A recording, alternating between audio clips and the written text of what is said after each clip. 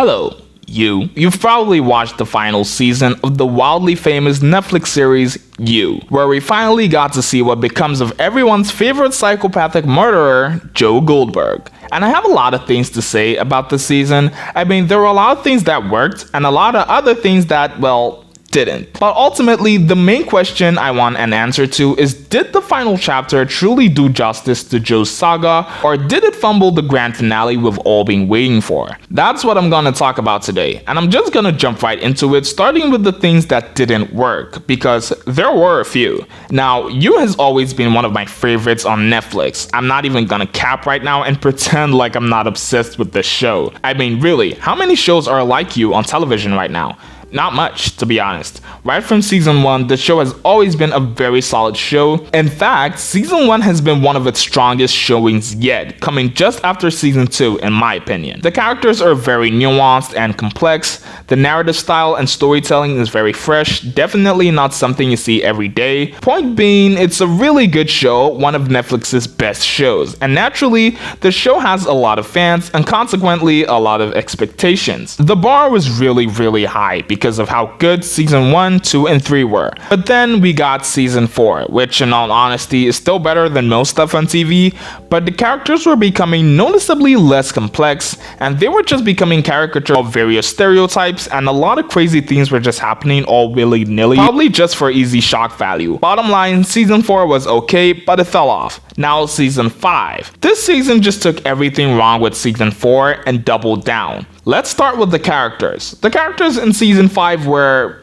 something. We've got characters like Reagan, which to be honest has to be the most cartoon supervillain caricature I've ever seen. She's just angry and mean and evil for no good reason, completely lacking nuance or any redeeming qualities. And just when I thought they might finally reveal some depth beyond the one-dimensional caricature, they hit us with the gotcha moment instead, and we were back with this Mojo Jojo who wakes up on the wrong side of the bed every morning. I mean, I understood her characters and I understood her motivations, I just don't understand why she was perpetually hostile. I mean, no one is like that all the time, right? And it's heavily implied that she's mean and hostile to her family too, all the time. Which, I'm just confused. Why exactly? I can understand why she would be mad at Kate, but why on earth are you mad at your daughter and husband? It just makes no sense. And we never even got to find out because she was captured and killed off in the most stupid way possible, which I am getting to. The murders in this season were just a big WTF moment. And then there's Reagan's husband, which is somehow even worse. He's basically just an NPC that only gets some sliver of characterization in episode 8 when he learned about Reagan. And even then, it was debatable. There's also Teddy. Ah yes, Kate's very supportive half-brother who literally flipped when he found out that Kate's Prince Charming was a psychopathic killer. I mean, surely he should have suspected at the very least, right? I mean, this guy just stares at people for minutes on end and doesn't say more than one line if you're lucky. I for one would have suspected something was off with him, at least. I mean, just look at the way he stares at people. But anyway, I digress. Teddy wasn't a bad character, definitely not as bad as Reagan or her entire family, but even he didn't get the characterization he deserved. We didn't learn anything about his personal life, apart from Joe's exposition dump narration, and I really thought they could have done more with his character. The problem I see here, though, is that there are so many characters, it's hard to keep track of all of them and fully realize them. They just end up becoming caricature pieces of the plot instead of nuanced characters that actually feel like real people. And if you watch seasons 1 to 3, you'd know that the characters were a lot more nuanced and real. Characters like Ellie, Delilah, 40, etc. That aside, another bone I had to pick with this season obviously had to be the killings. I don't know, is it just me or were the murders this season just absolute madness? Like, what is Joe even doing this season? He's so sloppy, I'm sure even Henry could catch him at this point. None of the murders are planned out, he just wakes up one morning and he's like, hey, so who are we killing today? You know, it's giving that kind of vibe. The first person he killed this season was Bob, Kate's uncle. I know why, his name was literally Bob. Bob wanted Kate gone as the CEO because she wasn't a soulless capitalist like he was, and to him, she was steering the company in the wrong direction. Apparently, their uncle's little girl relationship didn't stop him from trying to destroy her. And then Kate finds out about this and she sends Joe after him to do, you know, what Joe does best. I have to say, in all honesty, I don't understand what she was thinking when she did that. It really didn't make sense. She's been trying to keep Joe good all these years. That was literally the promise they made to each other before they got married. And just like that, she's ready to throw everything away without even trying anything else. She didn't even try to blackmail him at the very least. I'm just confused, people. I don't know. Is it just me? And when Joe actually kills this guy, it's so sloppy. Oh my gosh. He just gets there, combs the area, and literally walks into this man's house. This man, who by the way, is supposed to be a billionaire. Joe just walks into his house, into his study, and he just so happens to be asleep with nobody around. No wives, no kids, no help. He's just completely unguarded. It literally could not be any easier. It's just so lazy I could cry.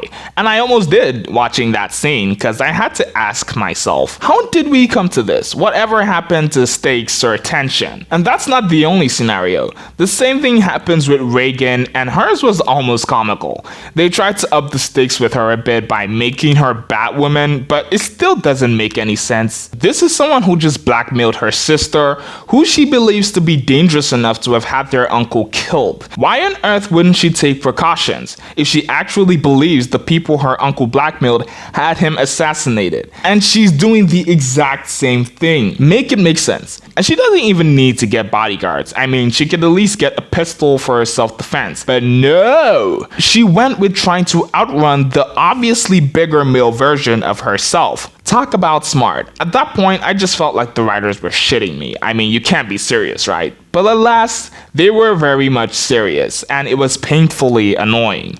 In the earlier seasons of You, the tension was palpable. When Joe was about to kill someone or capture someone, he always had some kind of plan, and even with that, he was aware of the consequences. From season 4, consequences were basically non-existent for Joe. It was just a killing machine that the plot was heavy on protecting. So apart from that, another thing that really got on my nerves this season is what they did with Bronte in the final episode. Now you see, they did it in a way that was subtle, but I picked up on it, and it was quite possibly one of the worst moments in You ever. So in the final episode, Bronte confronts Joe, right, about all the people he's killed, especially Beck, and she asks Joe to redact everything he wrote in Beck's memoir, as a way of giving Beck her unfiltered, unadulterated voice back. She doesn't even try to call the police as this is all happening. You'd think it'd be wiser to call the police then, when you still have the upper hand, than for you to wait for him to attack you when he gets an opening. And who would have thought? That's exactly what he does. The moment he gets an opening, he attacks her and overpowers her and shoots her. But somehow she managed to survive that, and then she runs and hides in the woods before going back into the building to call 911. Someone with a bullet wound outran Joe. And then she comes out of the house again and tries to outrun Joe again, but this time she fails. Joe catches up to her and then drowns her. End of Bronte's story, right? Well, except she didn't stay drowned. The police are on Joe's tail and they're searching for him, and you think he's about to escape again, and from nowhere, Bronte just appears right where he is, somehow surviving being suffocated with a gaping bullet wound to boot. I mean, seriously, you can't make this up. How on earth was she able to escape Joe at all? Of course they didn't show us, because lazy writing just plagued the scene like the flu. And of course we can't forget the fact that Kate just survived the building fire after being literally hammered in the head. But I guess we'll just have to live with some things making absolutely no fucking sense. Anyway, now that we've talked about what didn't work, let's talk about other stuff that did work, which was Joe's long-awaited reckoning. If there was anything that was the highlight of this season, it's that Joe finally got what was coming to him, and boy was it satisfying. I also appreciated the fact that they brought Nadia in, as well as Marianne, Phoebe. I was actually expecting Nadia to come back, and I would have been disappointed if she didn't. I also wanted Ellie to come back. I really liked the character in season 2, and Ellie suffered just as much loss as anyone else in the series. Can we be honest? But probably scheduling conflicts prevented her from making an appearance. I really appreciated how they chose to end Joe's story by amplifying the voices of his victims. It's a smart choice because there are many ways they could have chose to end this. They could have ended it with Joe burning in the fire in his bookstore with Kate. They could have ended it with him dying in the very cage he had killed several people in. But instead, they chose to do something more thematically significant, with having him actually answer for all his crimes in the court of law and in the public eye, and actually live through the consequences of his actions, which in my opinion is the best way they could have ended the story.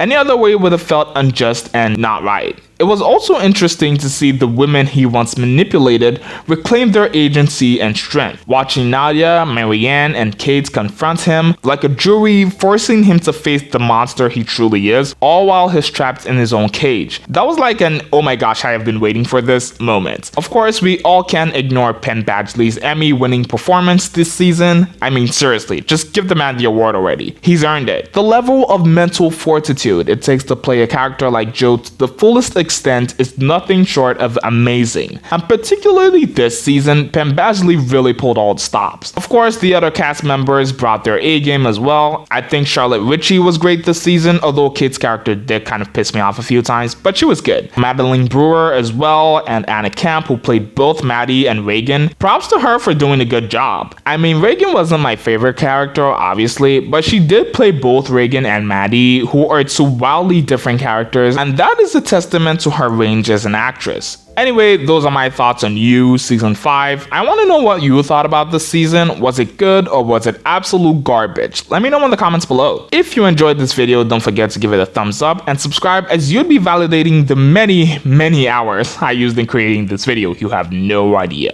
Anyway, till next time, thanks for watching.